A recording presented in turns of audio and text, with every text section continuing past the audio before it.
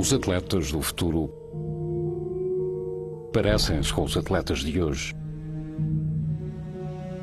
mas são muito diferentes. Têm um segredo.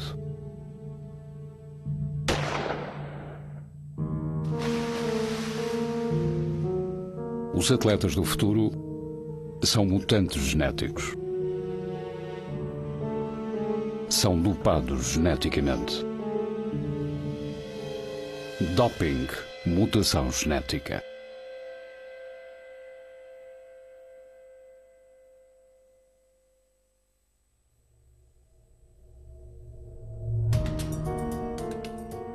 O doping genético é a consequência lógica da investigação biotecnológica moderna. Temos de pensar sempre de quem é o mérito do desempenho que vemos no terreno. Será do atleta ou do biotecnologista? Surgirá o objetivo de criar um ser humano com características sobre-humanas. Não haverá forma de evitar este tipo de abuso, caso venha a estar disponível. Existe demasiado dinheiro no desporto, demasiado prestígio para um método tão poderoso como o doping genético ser simplesmente ignorado.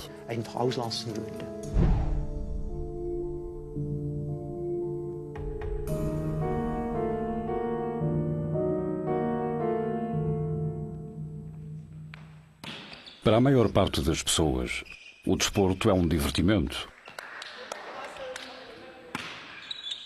Para outras, é um negócio. Uma coisa é certa, o doping ocorre e, de certa forma, sempre ocorreu em muitos níveis do desporto. O doping não transforma televiciados em campeões mundiais, mas dá a um bom atleta a vantagem necessária para vencer. Os dopados usam produtos que melhoram o desempenho no seu desporto em particular. Hormonas de crescimento, hormonas de células sanguíneas, hormonas da tireoide, testosterona, insulina, anfetaminas, bloqueadores beta e até o seu próprio sangue.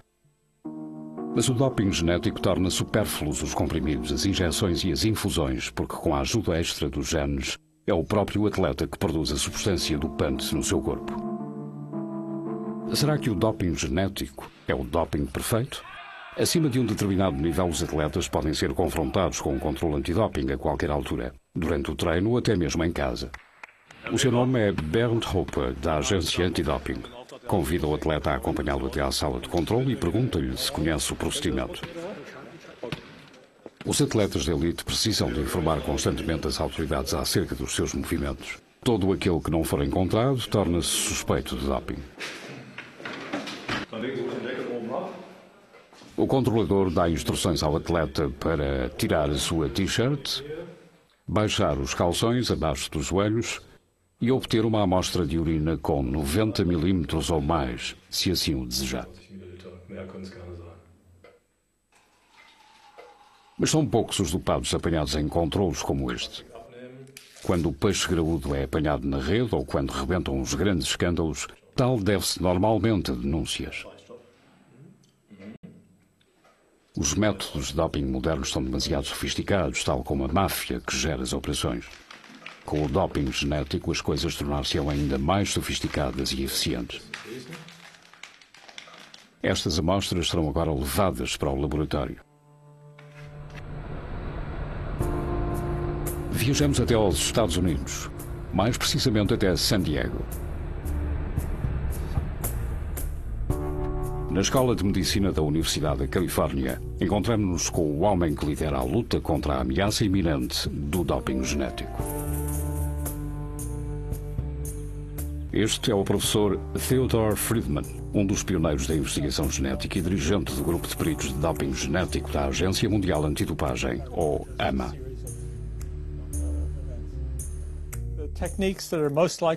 As técnicas que provavelmente serão utilizadas são técnicas que melhoram a força muscular, que aumentam a capacidade de os tecidos transmitirem oxigênio aos músculos, algo como a eritropoietina, que produz mais glóbulos vermelhos. ou drogas ou genes que afetam a forma como os tecidos consomem energia. Serão utilizadas por treinadores e atletas que procuram obter sucesso de forma ilícita e imoral. E existe uma enorme quantidade de dinheiro para usar em qualquer uma destas técnicas com o intuito de vencer. Por isso a pressão para usar a genética é enorme, o que torna o seu uso inevitável. Manipulação genética de atletas. Será isto uma coisa má? Nem todos pensam dessa forma. Um dos céticos é o bioético Andy Mia, da Fundação de Artes e Tecnologias Criativas de Liverpool, um pensador radical que leva os colegas a perderem a cabeça questionando toda e qualquer suposição. Eu digo que o desporto precisa da manipulação genética. Não é apenas uma questão se devemos ou não usá-la no desporto. Na verdade, o desporto precisa dela. O desporto depende dos atletas que tentam transcender os seus limites. É disso que trata a cultura do desporto de elite. Empurramos os atletas para as tecnologias de aumento de desempenho para provocar essa transcendência. Os atletas são treinados para transcenderem os limites humanos. A ética do desporto tem pouca relevância neste local, no laboratório de análise antidopagem. Existem 35 laboratórios certificados como este em todo o mundo. Procuram amostras contaminadas e dessa forma mantêm o desporto limpo. A amostra A segue para a análise bioquímica. A amostra B é guardada para o caso se encontrar uma substância dopante na amostra A e as provas serem contestadas pelo atleta em questão. Mas se o atleta se dopar não com uma hormona, mas com o gene para essa hormona, nenhum laboratório a poderá detectar. As amostras B são guardadas no frigorífico durante 8 anos, para o caso de surgirem novos métodos de detecção no futuro.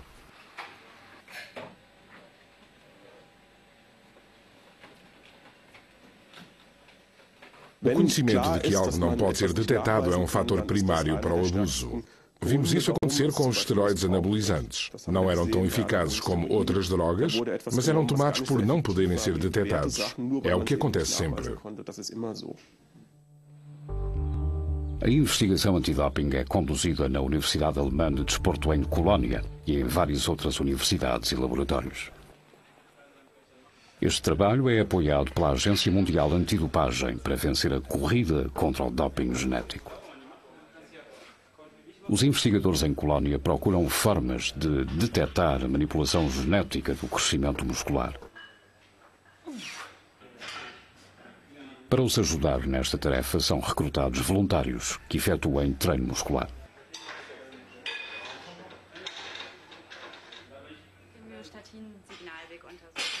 A investigadora diz que procura perfis de fatores de crescimento no soro sanguíneo. Será que os atletas vão querer ajudar? A quantidade de sangue obtida é igual à de um teste normal. Esta é uma abordagem completamente nova. No passado, os métodos de detecção de doping eram basicamente uma resposta ao abuso. Hoje, sabemos o que pode ser feito e estamos a tentar criar ferramentas para detectar o problema antes que se desenvolva. Os investigadores estudam muitas pessoas diferentes. As que fazem e as que não fazem exercício físico, homens, mulheres e indivíduos de diferentes grupos étnicos. O primeiro objetivo da investigação é o de descobrir indicadores bioquímicos de crescimento muscular normal. Entre os voluntários encontra-se o Mister do culturismo natural alemão. Ele é uma referência importante devido às suas biocredenciais. Ao contrário da maioria dos culturistas, não usa drogas.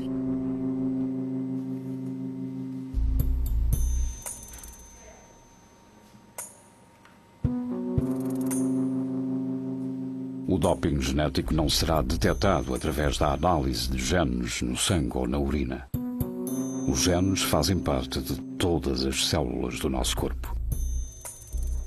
O doping genético só poderá ser detectado indiretamente e, para tal, é necessário encontrar indícios da sua prática.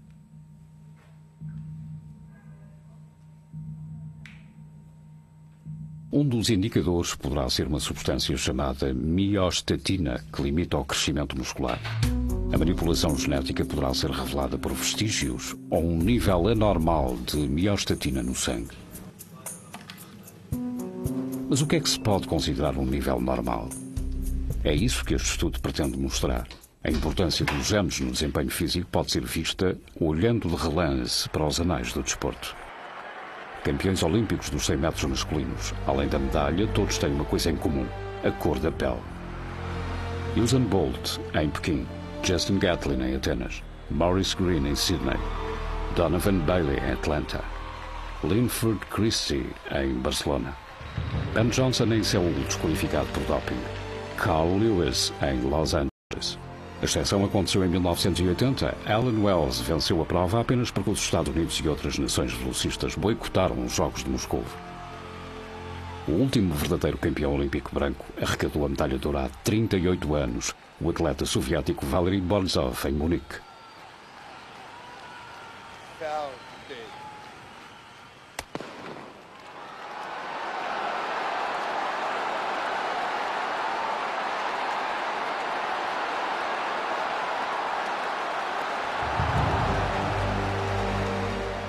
A lista de recordes mundiais mostra-nos uma imagem ainda mais clara.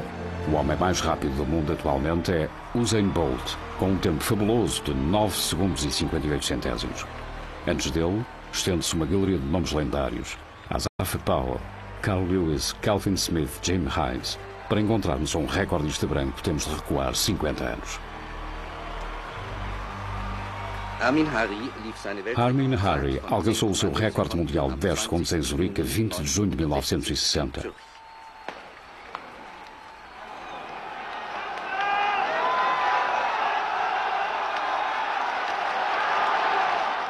Posto isto, é justo dizer que negro é sinónimo de rápido.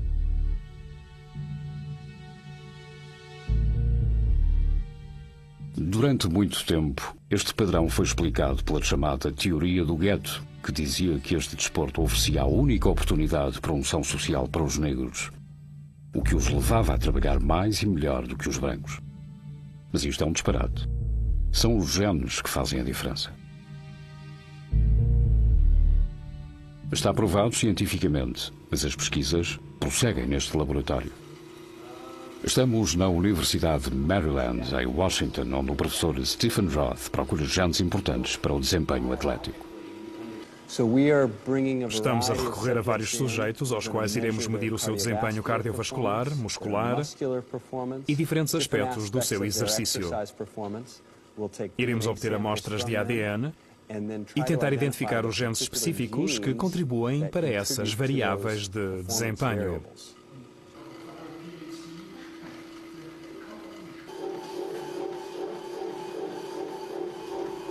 Em universidades de outros países, desenvolvem-se estudos semelhantes.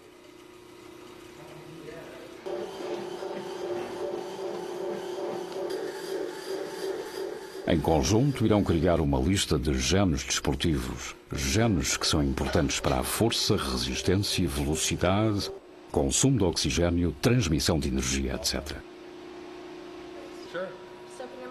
A amostra de saliva contém células que serão submetidas a testes genéticos no laboratório.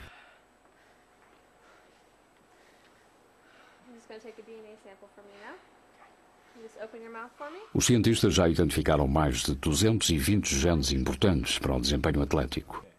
E o número não para de aumentar. Basicamente, cada um deles seria adequado para o doping genético. Stephen Roth fala-nos sobre os favoritos. Há vários genes que foram identificados e que são, de alguma forma, importantes para o desporto. Identificamos a EPO. A miostatina é um potencial alvo da terapia genética e do doping genético, tal como o IGF-1. E acha que serão alvo de abuso em breve? Não sei.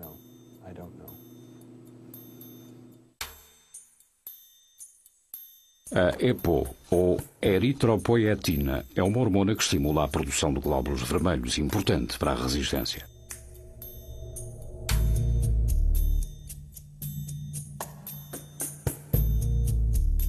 A miostatina controla o crescimento dos músculos, ideal para os halterofilistas.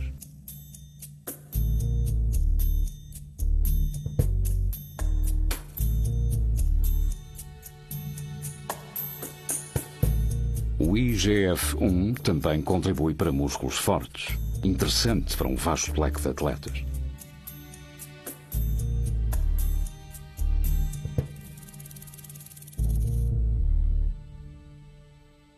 Perante o conhecimento da importância que os genes têm no desempenho dos atletas, será ético usar esse conhecimento para melhorar a sua força, resistência e velocidade?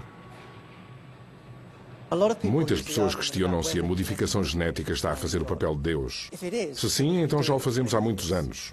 Se não, então penso que é apenas mais uma das formas em que usamos a tecnologia para melhorar as nossas circunstâncias e a nós próprios. Somos obras em progresso. A nossa biologia evolui, tal como as formas que encontra para o fazer. E penso que a nossa intervenção faz parte desse processo. Não se trata de algo que se opõe à natureza. Na verdade, a modificação genética deveria estar em linha com a biologia, apesar de técnicas anteriores de melhoramento não terem estado. Dizer, tal como outros membros da comunidade que defende o doping genético dizem, que isto é uma extensão natural da tecnologia e que estes atletas geneticamente modificados são naturais, é para mim um absurdo. Não me parece que exista algo de natural nisso.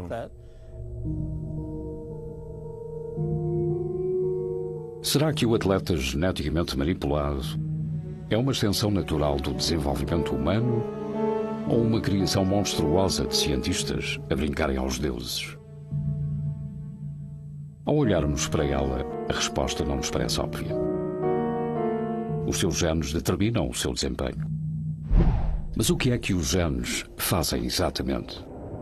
Estão presentes em todas as células do nosso corpo no interior do núcleo, o nosso material genético. Enrolado em cromossomas está o ADN, uma molécula extremamente importante formada por duas cadeias. Guardado no seu código químico, encontra-se a matriz de toda a vida. Os genes não estão todos ativos. Se, por exemplo, houver uma escassez de oxigênio numa determinada parte do nosso corpo, o gene EPO é ativado. Uma enzima especial lê o gene a partir do ADN e traduz a informação num pequeno pedaço de ARN, que também tem o nome de ARN mensageiro ou ARNM, uma vez que age como um veículo para as instruções genéticas. O ARNM sai do núcleo. Uma vez no citoplasma, a substância que circunda o núcleo é esperado por outro enzima, um ribossoma, que irá traduzir a informação genética num produto genético. Neste caso, do gene EPO para eritropoietina, a hormona que estimula a produção de glóbulos vermelhos no corpo e ajuda a melhorar a resistência da nossa atleta. Ou, dependendo do gene, tornando-a mais forte, dá-lhe energia.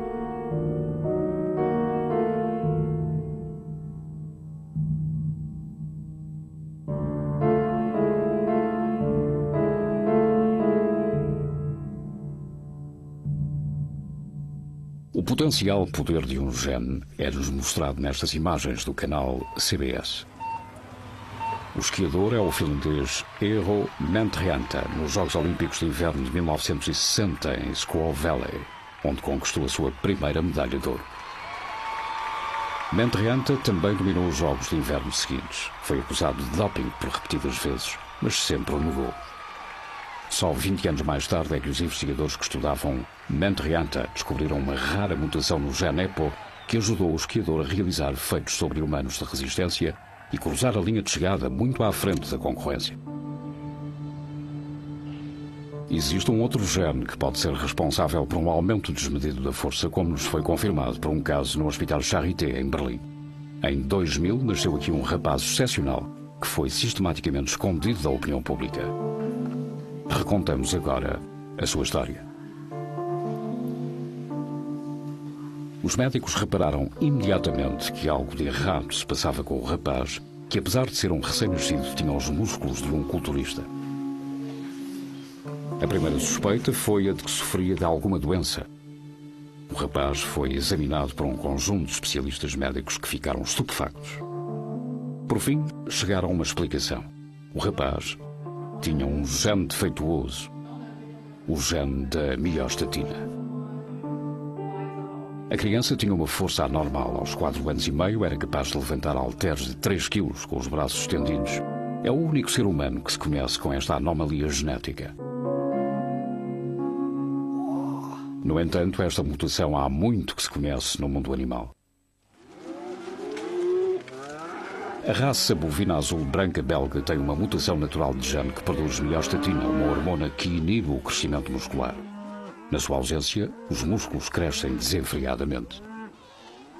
Descobertas genéticas como esta vieram despertar ainda mais a cobiça no desporto, o que levou ao empenho da sociedade científica mais destacada no debate sobre o doping genético, a Associação Norte-Americana para o Avanço da Ciência.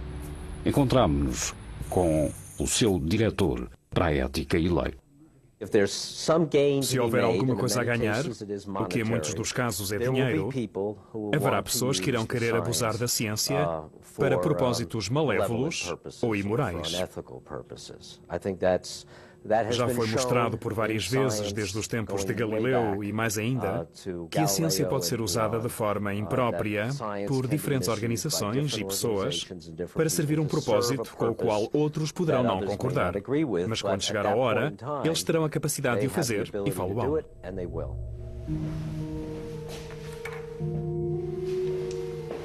Seja atleta ou médico, alguém o irá fazer.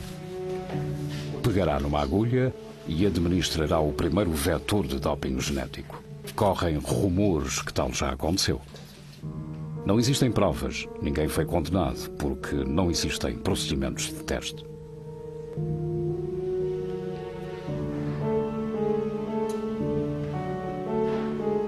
Mas os genes não podem ser simplesmente injetados como esteroides anabolizantes ou EPOs. É preciso algum tipo de veículo para transferir um gene exógeno para uma pessoa. Um vírus, por exemplo, um vírus geneticamente manipulado e injetado na corrente sanguínea de um atleta. Os vírus não são organismos vivos, consistem apenas de material genético e um revestimento protetor à sua volta. Os vírus em si não se podem reproduzir, mas têm outros truques na manga. Possuem sistemas especiais de detecção que lhes permitem identificar o seu alvo num organismo infectado, como por exemplo células sanguíneas ou musculares. Fundem-se com a célula e introduzem o seu próprio material genético nela. A seguir, o material genético do vírus obtém acesso ao núcleo da célula hospedeira e reprograma-a. A partir do momento da fusão genética, a célula hospedeira passa a conter as instruções do vírus. E se esse vírus for geneticamente modificado para transportar um gene desportivo em vez de um gene que provoca a doença, irá melhorar a força, velocidade e resistência do hospedeiro. O doping genético não é transmitido de uma geração para a outra, visto afetar apenas as células somáticas, as células que constituem os músculos e o sangue, e não os espermatozoides ou os óvulos. Conhecendo as forças tensas do desporto e sabendo da existência de outra comunidade que encoraja a tecnologia genética no desporto, julgo que essa combinação é um pouco assustadora e perigosa e sugere que, se já não acontece, irá acontecer em breve. Será que os atletas aceitarão injetar-se com vírus geneticamente manipulados para ganhar uma medalha? Existe um fenómeno chamado dilema de Goldman e que se refere ao doping no desporto. Existe uma elevada proporção de atletas, muito mais elevada do que no público em geral, que estão dispostos a tomar uma droga se isso lhes garantir o desempenho de elite que lhes permita vencer uma medalha olímpica, mesmo que isso resulte na sua morte 5 anos mais tarde. Portanto, os atletas já hoje são levados a fazer tudo o que for possível para obter um desempenho máximo. E não há dúvida que isto será uma atração para eles.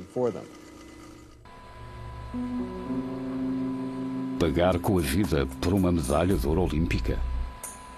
Quando é que o primeiro campeão olímpico subirá ao pódio? Em 2012, em Londres? Em 2016, no Rio de Janeiro, Eu preocupar-me-ia com os jogos no Brasil.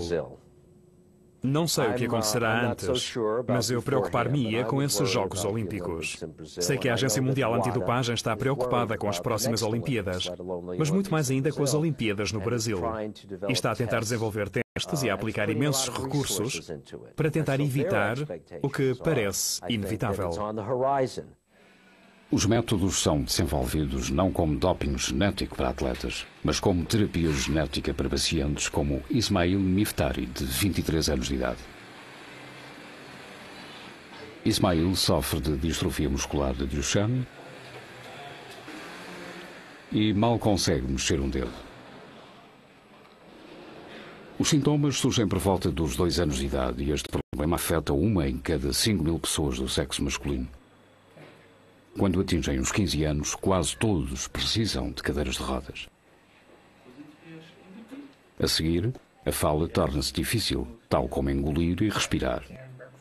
São poucos os pacientes que vivem mais de 25 anos. Não existe cura. O tratamento procura apenas preservar o mais possível o que resta do sistema muscular. Adrienne Dervishi, de 17 anos, é outro residente do lar Matilda Escher, em Zurique. A distrofia muscular de Duchenne é uma doença hereditária ativada por um defeito num único gene. As doenças que são causadas geneticamente precisam de ser curadas geneticamente. É essa a ideia básica da terapia genética, que procura substituir os genes anómalos por genes saudáveis ou compensá-los com outros. As terapias genéticas encontram-se em desenvolvimento em vários hospitais. No Hospital Charité, em Berlim, os médicos estão a tentar obter conhecimentos a partir do caso do bebê musculado, mas nenhum deles aceita falar. O mesmo acontece no Hospital de La Pitié-Salpêtrière, em Paris, que trabalha em parceria com o Hospital Charité. Um não do Instituto de Genética Humana em Newcastle, outro não da Universidade da Pensilvânia. Mais de 2 dezenas de respostas negativas de cientistas que desenvolvem terapias genéticas contra as doenças musculares. Penso que receiam o uso para fins não terapêuticos. Receiam dizer que isto começa a funcionar porque os atletas e outras pessoas estão interessados nestas terapias para tentar melhorar os seus resultados desportivos. Receiam falar sobre o seu trabalho por ter o potencial de servir outros interesses que não apenas os dos doentes. Fico muito desiludido com essa reação. Quer-me parecer que os médicos e os cientistas de terapia genética deveriam ser os primeiros a vir a público para mostrar que existe uma clara distinção entre o que estão a fazer para melhorar a saúde pública e o que é feito por outras pessoas com o seu trabalho. Gostaria de ver as sociedades profissionais que representam aqueles que fazem terapia genética a pronunciarem-se sobre o assunto do doping genético. Não se podem esconder do facto de que as suas técnicas estão a ser usadas para outros propósitos. Já toda a gente sabe disso. Por fim, encontramos uma investigadora que trabalha numa terapia genética para doenças musculares e que está disposta a dar-nos algumas informações. Laboratório Europeu de Biologia Molecular, situado a norte de Roma, em Monterotondo. É aqui que a cientista norte-americana Nadia Rosenthal trabalha numa terapia contra a degeneração muscular patológica em pacientes e a perda de massa muscular que ocorre naturalmente com a idade. O seu trabalho foca-se no gene do crescimento muscular, o IGF-1. As primeiras doenças que foram visadas para terapia genética foram as doenças do sangue. Porque o sangue é um tecido acessível, podemos extraí-lo e manipular as células. É muito mais difícil visar doenças como a distrofia muscular ou doenças cardíacas, porque para colocar os genes nestes órgãos e fazê-los funcionar corretamente é um grande desafio. Mas Nadia Rosenthal e a sua equipa conseguiram, pelo menos em animais. Desenvolveram um método que permite a injeção do gene IGF-1 nas extremidades de um rato. Resultado, o gene integra-se nas células musculares e melhora a força dos animais ao longo da velhice. Mas Rosenthal é extremamente cautelosa em documentar o sucesso do seu trabalho em público. As primeiras imagens dos seus animais tratados geneticamente correram o mundo com a legenda Rato Schwarzenegger, e Rosenthal está cansada de ser contactada por fetichistas dos músculos. O facto é que a terapia genética funciona em animais. O gene que aumenta a força é uma realidade. Quando é que será testado em seres humanos? Estamos perto de poder trazer isto para a clínica, mas tem sido um percurso muito longo e difícil. O tipo de trabalho que se faz no meu laboratório tem como objetivo tentar acelerar isto para uma aplicação segura em pacientes. É por isso que o trabalho de laboratório é tão importante, porque sem o controlo apropriado e as experiências laboratoriais, estes procedimentos não podem ser considerados seguros para os pacientes. A terapia genética chegará tarde demais para estes jovens. Até à data foram efetuadas cerca de 800 experiências de terapia genética em mais de 5.000 voluntários. A maior parte centrava-se nas doenças oncológicas e cardiovasculares, algumas em doenças musculares e sanguíneas. Poderá dar-se o caso de a terapia genética ser usada para tratar doentes com distrofia. Mas isso não é uma opção para indivíduos saudáveis ou de idade que pretendem apenas ter músculos mais fortes. O risco é demasiado elevado. Sabemos através desses estudos que aconteceram coisas muito sérias aos pacientes e voluntários, incluindo algumas mortes. Por isso, no que se refere à tecnologia, se se estiver a tentar curar uma doença, existe uma boa razão para avançar com ela. Mas se o propósito é alterar uma característica normal no ser humano, num atleta jovem e saudável, por exemplo, e expor essa pessoa a sérios perigos, isso não deveria ser permitido.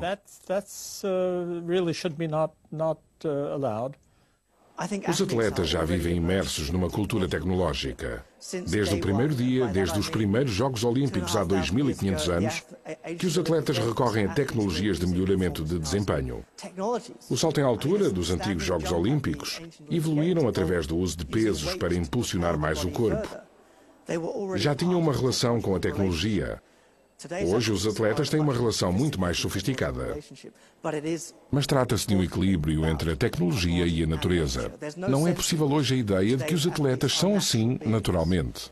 Devemos livrar-nos desde já dessa ideia e discutir sobre que tipos de tecnologia melhoram o desempenho desportivo. Penso que é o tipo de tecnologia que permite aos atletas treinarem mais intensamente e obterem melhores capacidades. A posição que defende que os atletas deveriam ser usados no início do desenvolvimento dos métodos de transferência de genes é completamente errada. Vai contra tudo o que sabemos sobre a dificuldade de curar, por exemplo, uma criança com problemas imunitários. É muito difícil efetuar um trabalho clínico rigoroso e obter um bom resultado. Colocar os atletas num cenário semelhante e expô-los aos riscos e incógnitas da transferência de genes é, creio eu, imoral. Aprendemos mais acerca dos riscos do doping genético com a ajuda de Max Gassmann, que chefia o Instituto de Psicologia Veterinária na Universidade de Zurique. Aqui existem ratos que vivem com implantes de genes EPO humanos. São um modelo dos ciclistas ou maratonistas dopados geneticamente.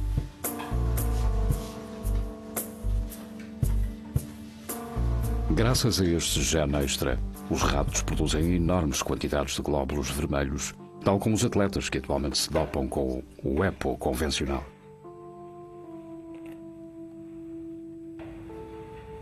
O rato maratonista é testado no tanque de natação. Os ratos são naturalmente bons nadadores, por isso esta não é uma experiência demasiado estressante.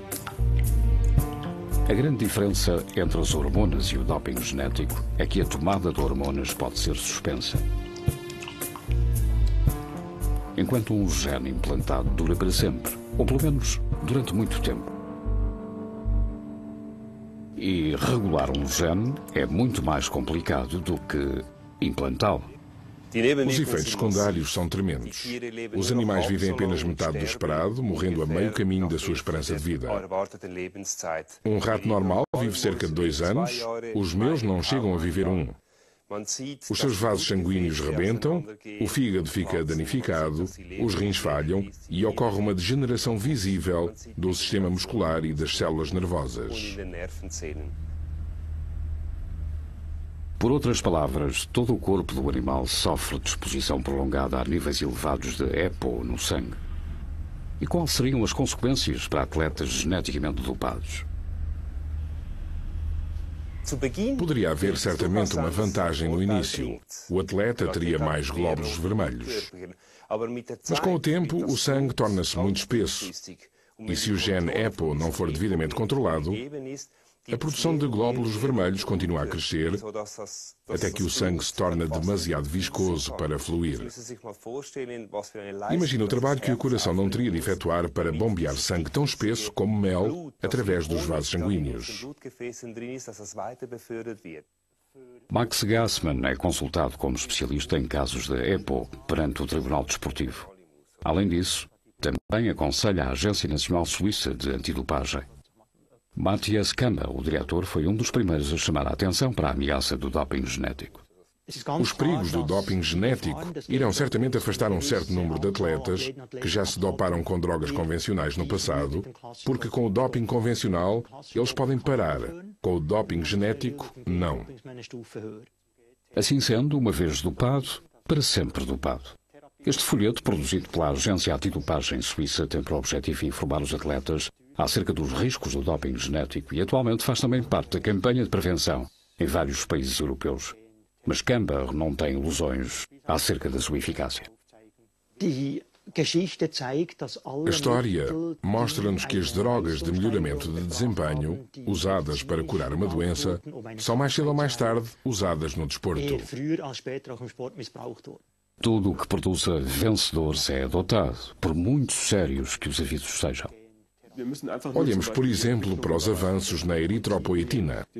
Sabemos hoje que quando a eritropoetina surgiu no mercado e começou a ser usada de forma abusiva ou manipulativa, houve casos fatais.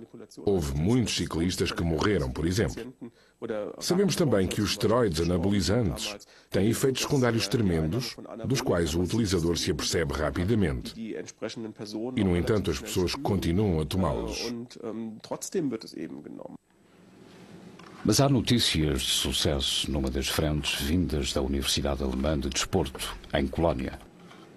Foi desenvolvido um teste para uma forma particular de doping genético. Não revela uma transferência de genes, mas pode detectar manipulação química de um gene específico para o metabolismo energético. É um começo. Entretanto, as amostras obtidas para o teste de miostatina já foram analisadas.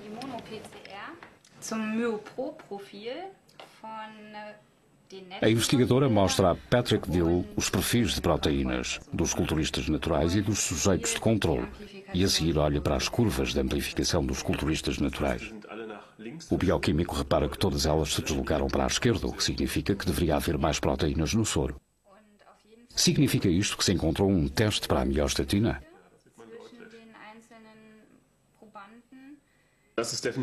Não é certamente um teste para o abuso de miostatina. Estamos basicamente a reunir provas para ver se o podemos usar para detectar casos. Mas assim que se registra um sucesso, surge logo outra ameaça. Patrick Dill está a tentar reproduzir uma experiência levada a cabo por investigadores chineses que deixou o mundo científico em alvoroço. Eles doparam ratos não com genes inteiros, mas com pequenos constituintes genéticos que desativaram o gene da miostatina e produziram um crescimento muscular extremo. O método tem o nome de ARN de interferência e parece anunciar um novo capítulo no doping genético.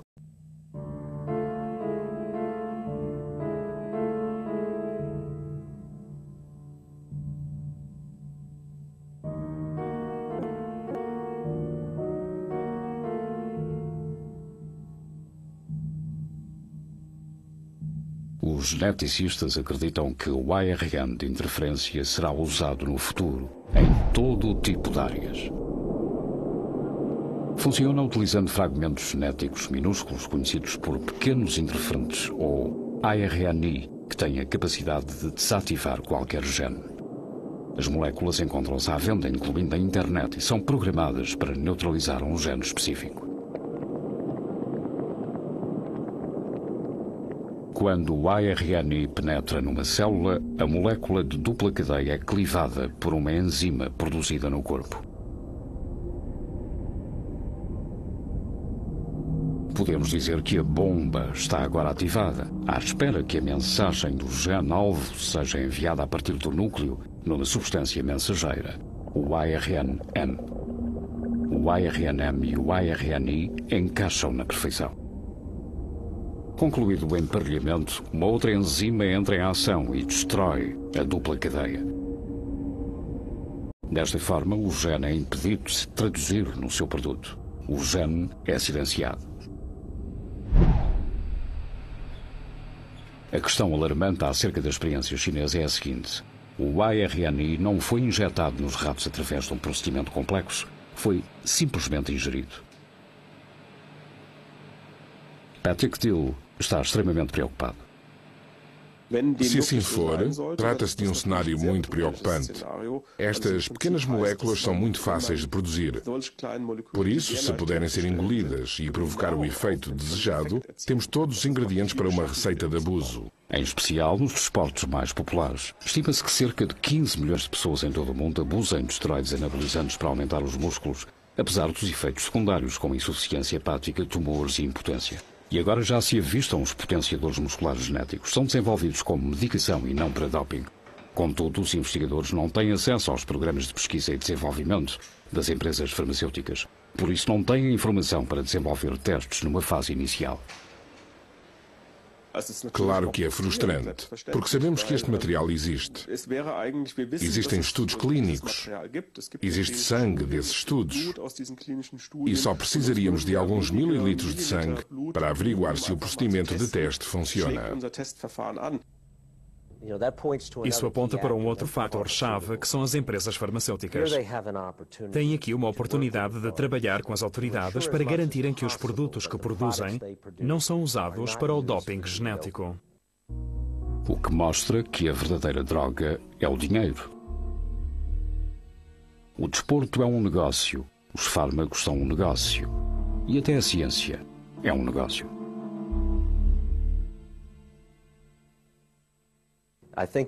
Nos países ocidentais, a ciência está a tornar-se cada vez mais comercializada.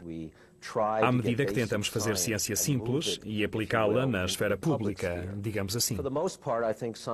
No geral, penso que os cientistas e os médicos estão genuinamente interessados em desenvolver novas drogas, técnicas, etc., para ajudarem as pessoas, para contribuírem para a saúde pública.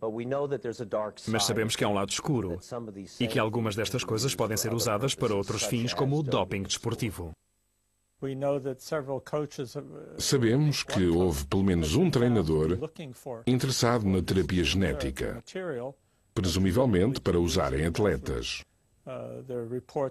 Há relatos de que alguns cientistas e laboratórios ofereceram terapia genética para os Jogos de Pequim. Esse treinador é Thomas Springstein. Em 2006, o alemão recebeu 16 meses de pena suspensa por crimes relacionados com doping. Durante o julgamento foram lidos e-mails nos quais ele procurava informação sobre uma droga de doping genético. Não foi possível determinar se chegou a adquiri-lo ou se a administrou ao seu colega Grit Breuer ou a qualquer outra pessoa. O medicamento em questão foi o Repoxygen, que foi desenvolvido para tratar doentes renais. Tal como o EPO, faz aumentar o número de glóbulos vermelhos no sangue. A empresa que o desenvolveu diz que acabou com a sua produção e que já não dá entrevistas.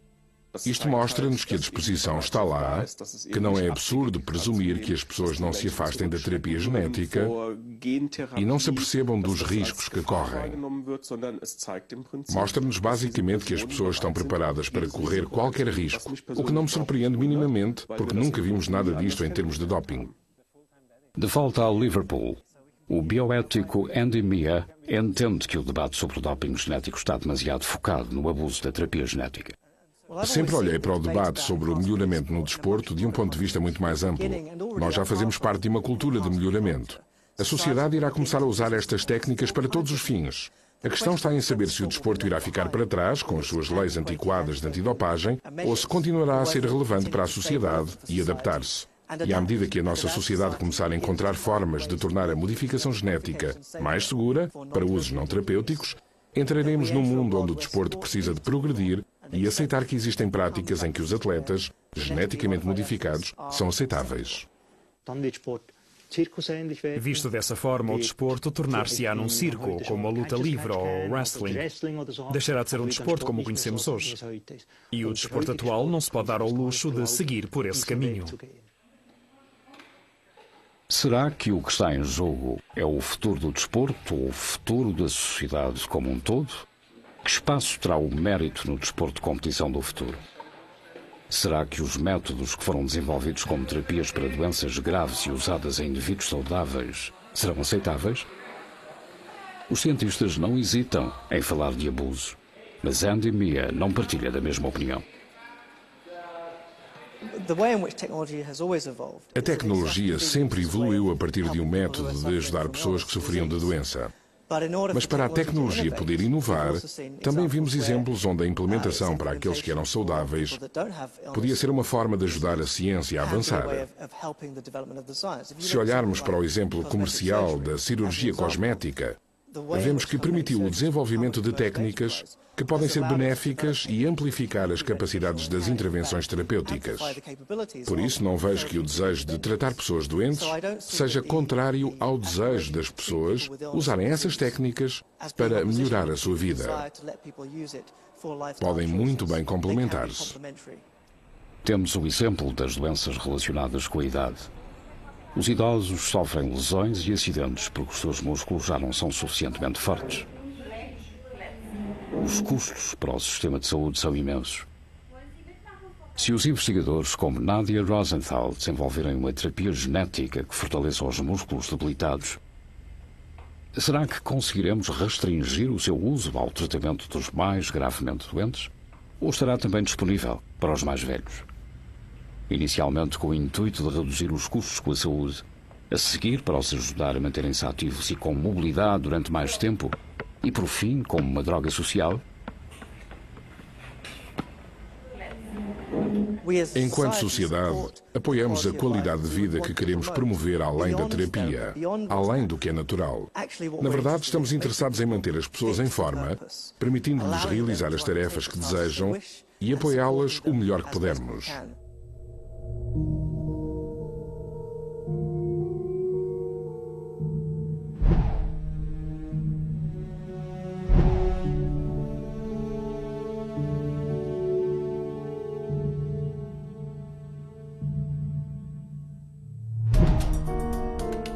Quando os doentes, os idosos e os ricos usufruírem das terapias genéticas, será que os atletas virão a seguir?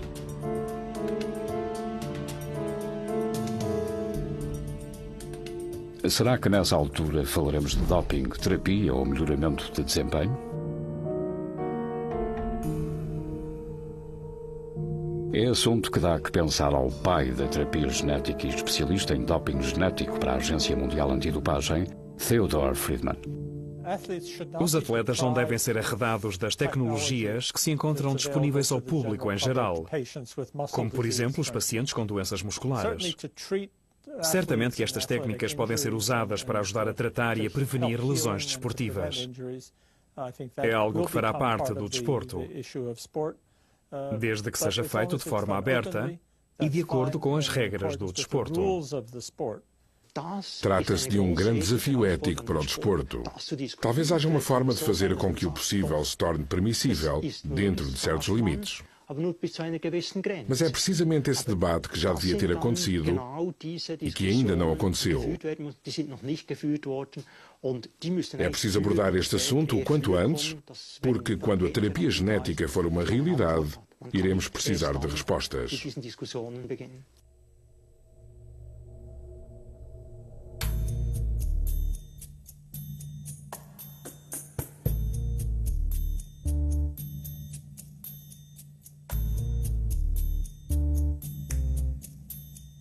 Será que o atleta geneticamente modificado é uma consequência inevitável de uma sociedade obcecada pelo desempenho?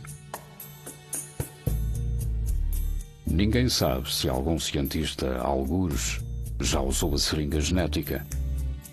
Se o mutante do laboratório de genética já se encontra entre nós. A realidade é que será usada muito antes de estar pronta. E penso que muitas das pessoas que estão a encorajar o seu uso, que apoiam atualmente o uso da transferência genética no desporto, baseiam as suas alegações em ciência extremamente pobre e prematura. Por isso penso que a curto prazo farão mais mal do que bem. Haverá cientistas que tentarão aplicar estas técnicas e, por conseguinte, violar o seu código de ética. Talvez por curiosidade, talvez por questões monetárias. E haverá também pessoas dispostas a fazerem de cobaias. Estou certo disso. A longo prazo, penso que é bastante provável que a manipulação genética venha a encontrar o seu espaço no desporto. Mas nessa altura teremos de repensar o desporto. Será que continuará a ser desporto?